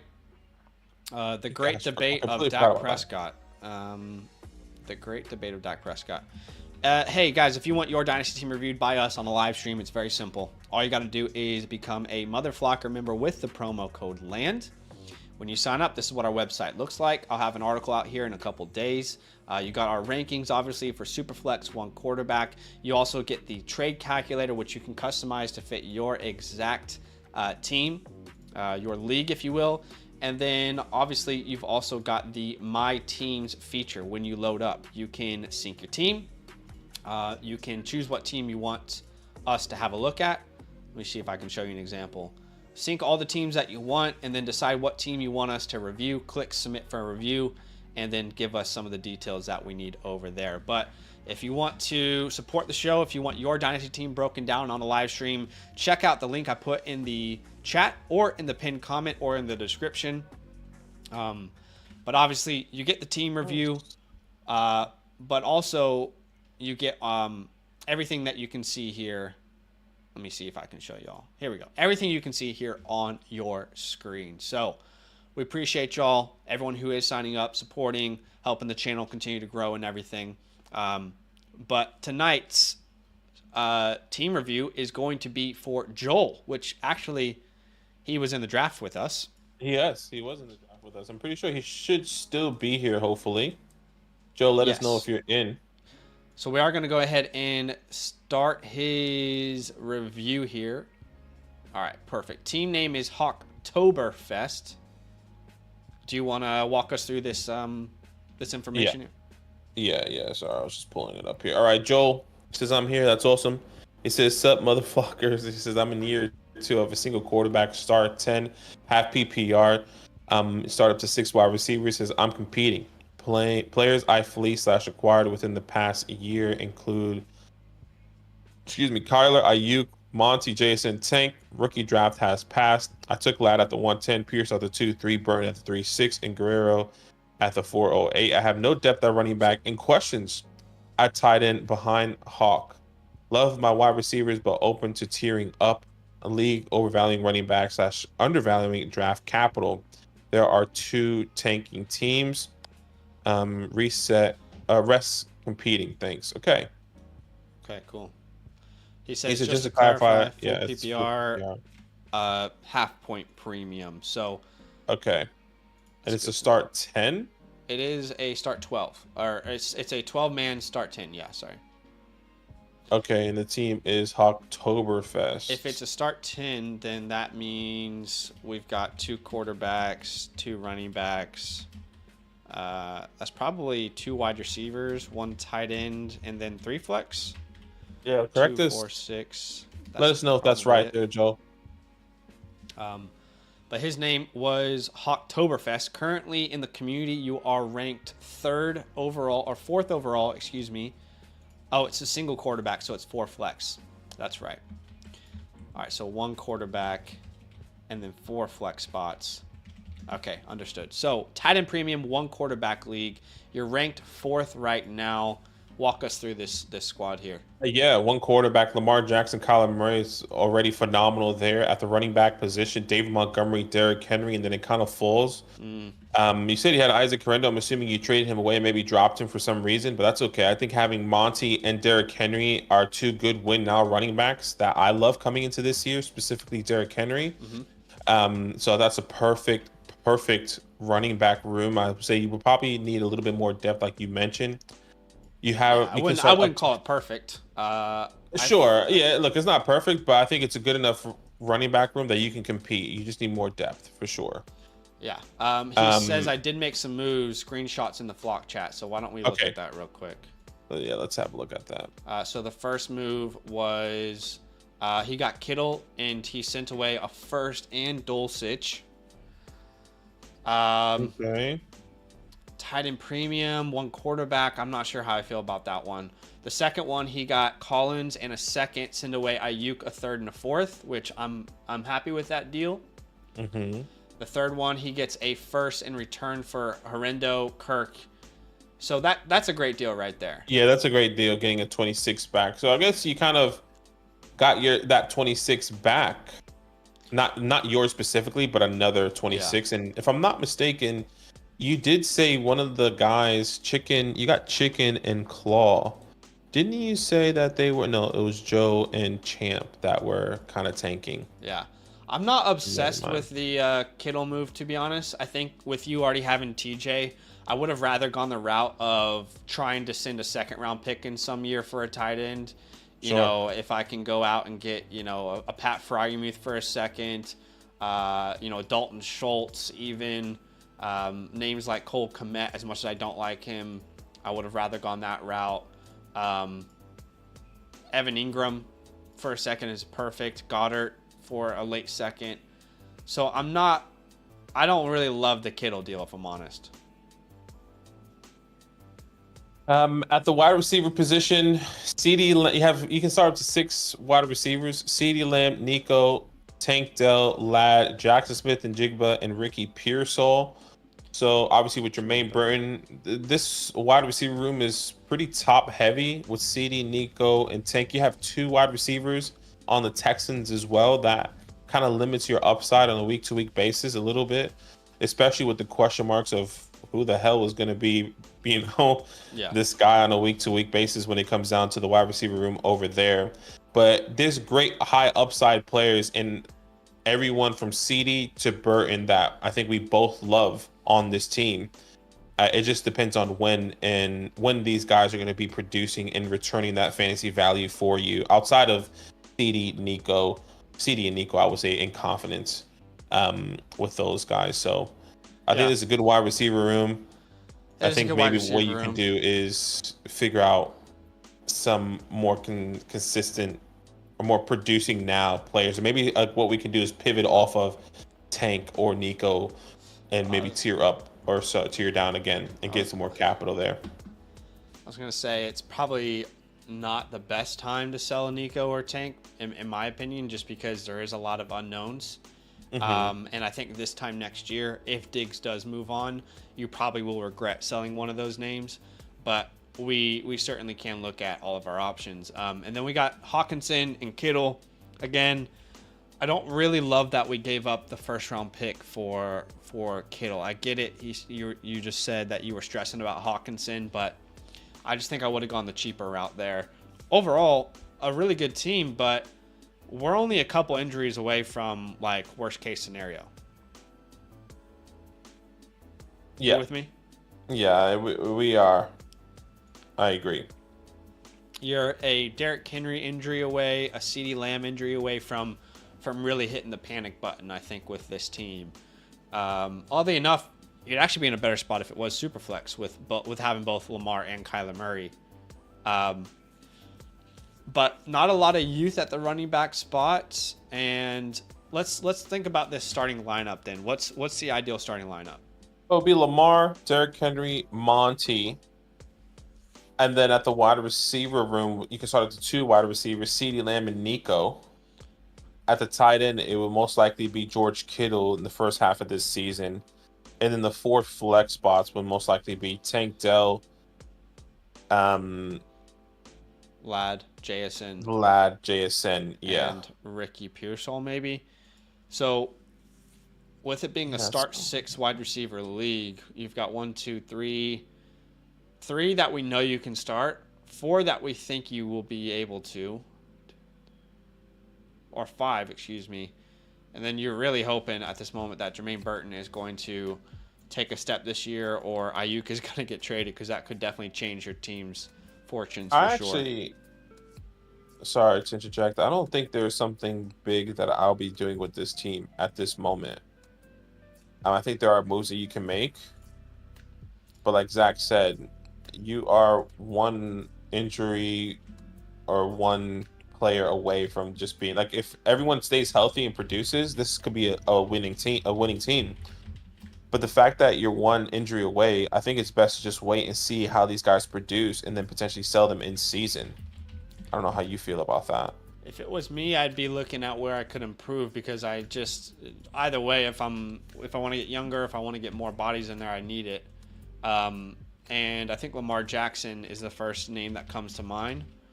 I feel comfortable moving him because we already have Kyler Murray, and he's going to get me the most in return.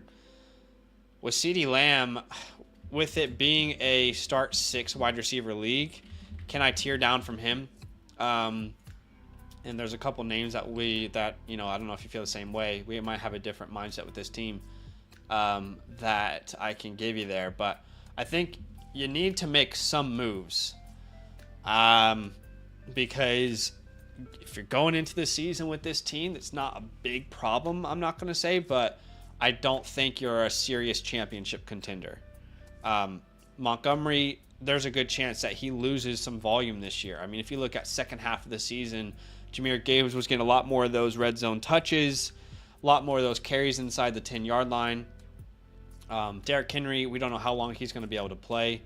And we don't even know who we can flex at this point with it being 4 flexes. So personally, I think you should be looking at moving Lamar Jackson or CeeDee Lamb. Let's start with the easiest person to tear down from, which would be CeeDee Lamb. CeeDee, yeah. I mean, I'm looking for a haul. I mean, wide receiver 1 Dynasty currently for a lot of people. I mean, I don't know what you're looking for, but I mean, if we're looking at picks, I'm looking at minimum of 3 picks, 2 picks in a player, and then tearing down is pretty significant there, depending on the players that you could get in return. Yeah, I want to look at some teams that could make sense. Dirty Al potentially makes sense. Can I get a Brooks or a Pacheco plus a Garrett Wilson or Neighbors? Garrett Wilson plus either Pacheco or Brooks is something that you could try. You know, that might be the initial offer. We'll see what a counter is. I also think you can do that same deal for Neighbors. Yeah. So that's the first team I would try Would and you hit just up. do something like Wilson plus Neighbors, like a 2-for-1? Is that enough for you out of curiosity? Yeah, I would definitely do that. I just don't think they would, but absolutely. Yeah. If you can get Wilson and Neighbors, that's a no-brainer. Let's see. Who's another team that makes a lot of sense for you? If you can tear down to Amon-Ra, that would be incredible. Like, if you can get Amon-Ra St. Brown plus a first in the future and you give CD in a second, that's the kind of deal. Or maybe try CD in a third first, settle for a second. The other option you could do is try and get Amon-Ra St. Brown plus a running back. This team has Rashad White. But maybe you go for like Zamir White. You go for Zamir White plus because it's a start 6. What are some other names here? Maybe you try and add like a first onto that, and then you send them a second. CD in a second for Amon-Ra, Zamir in a first. Amon-Ra's being for you. It's the first and 26. It looks like it doesn't have his 25 first. Yeah, whatever year makes the deal go through is fine. I don't like a tear down to DJ as much as I love DJ, but like a Drake London tear down, I don't think I would do that. What about like an Olave or a Waddle? I think the second player would have to be significant. Still, Yeah, for me. if you can get like Waddle and I'd say like Waddle, Metcalf, and Ford maybe. Was that interesting? Oh, Waddle. What was it? Waddle and Ford? Waddle, Metcalf, and Ford. Nah. Start 6. Right now, you have no idea who you're flexing. And Yeah, I get it. It just doesn't feel like a good enough. I think I would do it more 2-for-1. How about Olave, Metcalf, and I don't Ford know. then? Olave, Metcalf, and Ford. Look, I think both of them are definitely good players that you can definitely get. I think for me, it's the Metcalf that's throwing me off. That Okay. I'm in a What's 6, the in other a structure? 6, and this for this team specifically, I think it will be difficult, kind of like you mentioned with the Garrett Wilson Neighbors. But I'll do Olave, Waddle. Oh, Even you're if not I getting that, I don't think. But Yeah, I know. That's what I'm saying. It's difficult there. I just feel like DK Metcalf in this structure, getting Olave with Olave or Waddle plus DK just doesn't feel like enough. He doesn't have any first either. And then getting a Jerome Ford, it's just a depth piece that I love Ford, but is easily replaceable. That for the next year. Sure. I'd be Just happy with looking at that some deal. more teams. Obviously, Badaki and I are going to disagree on some of these, and that's okay. Um, I like the Monra, if you can one go, you said. if you can go to Marvin plus like a Saquon or a Cook, that would be interesting. Yeah, I would like that. That would feel confident. I feel really confident in that. And remember, in a one quarterback league, this might be the most valuable asset there is. So how about Ayuk and Brees? You're going to give him something out back in return. Maybe you'll give him a second in that deal, see if you can get that done. CeeDee Lamb and a second for Ayuk and Brees, another option. And again, a lot of these are going to get declined. A lot of these you won't get a reply from, but hopefully 2 or 3 people get interested and you can start a conversation from there. Yeah. Yeah, I think those are the main options to tear down from CD. For Lamar, you got to find a team that's competing but doesn't have a good quarterback. And that might be tough in a one quarterback league. Yeah, and I was going to say, I mean, the top 3 teams. I mean, look, you can potentially try and have a conversation with team touchdown. But, I mean, if he has Anthony Richardson, he's probably really confident in his production in the rushing upside. If he's got A-Rich, he's probably not interested. I'm looking at bad quarterback teams from top to bottom here. It looks like Big Sexy is competing. They got Brock Purdy. Everyone's belief on Brock Purdy is a little bit different. Could you send Lamar for like CMC? Is that possible? I don't know one quarterback what's possible. You might Lamar have for to Christian McCaffrey? add something else to get CMC. Let's see what Keep Trade Cut would say as you write that down. For Lamar. If your league overvalues running back like you mentioned, that's probably not possible, but maybe you can add a second round pick there. According to this, Christian McCaffrey is more valuable here, and maybe adding that second is gonna take it over the top. Yeah, you probably. I would imagine that guy would want a running back or something in return, which is going to be difficult, like a lower tier running back as you tier up, like a swap. Yeah, you can't afford that though. You don't have it. He doesn't have it. Yeah. Throw it out and try it. You never know. The guy who has Trevor Lawrence and Jaden Daniels doesn't really have much else to work with, but could you get like Worthy and Daniels? I think that would be more Worthy and Daniels. I would do that. I was saying, what if you do something along the lines of Worthy and okay. The reason why I was going to bring an alternative and maybe go for a first round pick, because he does have multiple, and I'm trying to figure out who are these lower teams. Joe Rod and 2 times champ. So he has Ball Soul Hards one. Yeah, if he doesn't want to give Daniels, see if you can get a first. Yeah, because I think a first would be interesting. And then in the one quarterback, I don't know, like, can you get somebody in return, like a Bo Nix? Like that Bo Nix, he probably drafted as a late round guy anyway, just to give you security at running back or at the quarterback position. I'm like, hey, you know what? Keep that. No, I was gonna say keep Daniels. Give me a first so I can get more depth later in 25, and then I'll just take Bo Nix, and just hold on. I think another idea is with Chicken Claw. He's got Herbert and May, but a lot of people are shaky on both of those names. So can you send him Lamar, get May back, and maybe like a Metcalf Higgins range?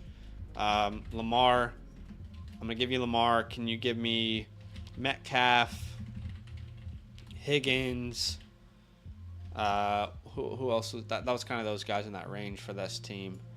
Um, and maybe ask for like a Geno in return. You don't need Drake May. And no, it's not to say that we don't like Drake May. You just don't need him. But those are some options there. Joel did have a question. He says, I like those CD ideas. What do you guys think about shopping a second for depth at running back? And I think this is what I kind of mentioned earlier, where like I would rather wait and see how your team's going than shopping for a running back, because you still have a lot of question marks coming into the season at the wide receiver position. We're unsure what Jackson Smith and Jigba's going to do. Ricky Pearsall, Jermaine Burton, even Lam McConkey in his rookie year, what that is going to look like. So if you shop getting that running back depth, adding that, and then you're not in contention to compete, is like, dang, I should have just kept my second. But I can understand wanting to make that trade. I just think it's risky, and I would be doing that more in season to see how these guys are progressing, and then going out and trying to acquire another running back. Let's just say in the first 6 weeks you are 4-2, and you like what Ladd, Jackson Smith, and Jigba is doing. You feel like Tank Dell is producing more than Stephon Diggs. Sure, let's go out and get some more running back depth to make sure that we can continue to compete. I'd like to know if he has any third-round picks, because I think there's a range of quarterbacks or running backs, that I'd like to go buy for a third. So if you end up having a third, here's a couple names I think could make a lot of sense for you. A Mostert, but certainly not worth a second at this point with his age. And the team who has Mostert, that's their RB4 on their team anyway. Let's see. It'd be these lower tier guys. I mean, would you say Mostert? Would you say like a Devin Singletary? I was going to say Zach Moss. Yeah, Zach Moss. I would I don't think I'd do it for Singletary, but I would do it for Brian Moss. Robinson. Sure, I would definitely do it for B-Rob. So there's a bunch of names. I mean, I don't know how you feel about Gus Edwards. No, I don't think I would. That's a bit. Because I think even in there. Season, the most you'll pay is a third anyway if he ends up being good. James Conner. I don't think you can get Ramondre Stevenson for a third. Aaron Jones. Yeah, Aaron Jones is a good shout. That's about it, I would say. Or even if you want to get ahead of the game and try and grab like a Jalen Wright if you believe in him, or. But probably Jalen Wright went in the second if it's a one quarterback draft for you, so that's not possible. Yeah. Like I'd send a second for like Zamir White to kind of roll the dice there. Yeah, I guess because do you get what I'm saying though? Like when I was like, about not. I think it's risky to send those running backs or that second in a team that may not even be competing by the middle of the season if things don't go right. Yeah. I definitely get what you're saying. In an ideal world, you don't give up a second round pick in these deals because obviously that could potentially hurt you. Joel says, don't have my third, but could probably try and get one of those back as a throw in bigger deal. Yeah, that's definitely possible. Okay. But overall, I mean, to be honest, I just think you're kind of middle of the pack right now. I think you'll make the playoffs, but I don't seriously think you're winning them. I mean, this guy's got Hurts, he's got Gibbs, Barkley, Cooks, Jacobs, Marvin, Pickens, Cooper. He can all start this year. I definitely think you're in the playoffs. I just think you're a couple pieces away from really winning. But don't feel like you have to sell CD or Lamar. These are just options that I think could potentially improve your team. Like a move to Marvin and Saquon or Marvin and Cook, I think really helps. Or like a Garrett Wilson and a Brooks, I think is a game changer for you. So those are a couple options that you can definitely think through. But Joel, this is your time to shine, my man. Let us know if there's any questions that we didn't really answer that you wanted us to hit on. Overall, I like the team. We're kind of middle of the pack right now, and I'm wondering how deep your rosters are, because you got guys like Mechie and Brown rostered. This must be a deep league. Yeah. Yeah, I definitely like the team as well. I would say this: if somebody's interested in George Kittle for that trade that you kind of just made, I will be trying to make that trade again. See, we have 7 taxis. Okay. Oh, okay. 7 taxi spots. That makes sense. Yeah. Good team, man. I think the only way for you to improve is, some of those tier down options. Otherwise, I think you'll be in the playoffs, but I don't think you're really there to win. And then next year you have, a first round pick, which is going to help you, but yeah. Yeah. I think it's good. Man. Let us know if you have any other questions there, Joel. Yeah, definitely let us know. By the way, guys, big news. Big news. This has been widely requested. But very soon, because a lot of people will sign up and then they're like, oh, can I pay for another team review? And up until this point, that's not been a possibility. We've had a lot of people who use promo codes from the other creators and they want us to review their team. Up to this point, that's not been a possibility. A little premature, but just to let you know, in the next couple weeks, we will release a feature where you can essentially pay like an a la carte system to get a review from a different creator. You can also pay to get the creator that's under your code to give you another team review as well. Another review. Yep. So just keep that in mind. I know a lot of people have multiple teams. Sorry to interrupt. A lot of people have so many teams that they would like for us to review, but now you have that option to get it reviewed by us with this a la carte type of service that we're going to be introducing, which is exciting.